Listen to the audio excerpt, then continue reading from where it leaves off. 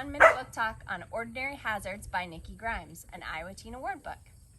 Nikki Grimes is an award-winning author who writes mostly poetry, and this is her personal memoir about her struggles growing up in a less-than-ideal home environment darkened by her mother's schizophrenia.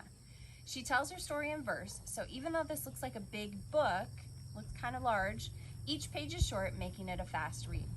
I would recommend this book for readers who are good at inferencing, though, because there are so few words on each page and readers will have to fill in some blanks on their own.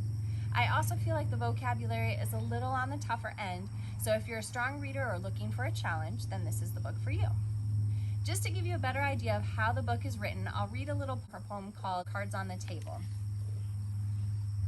This is at the very beginning of the book where she says, "Cards on the table. I have a PhD in avoidance, which kept me running from the past for years. I was particularly fond of parroting Scarlett O'Hara, I'll think about it tomorrow. But now my need for light and truth is greater than my fear of murky memories. Time to grab my flashlight and step into the tunnel."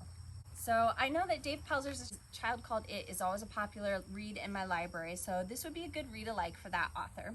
It's definitely a tough book to read since it deals with so much, since she deals with so much in her younger years, like her mom's mental health struggles, abuse, and the many men her mom brings into their lives cause even more damage. But in the end, it's her writing that saves her. She describes how she began filling notebooks full of her fears, angers, and tears as early as 6 years old. And as she grew up, she turned her love of writing into a very successful career as an author.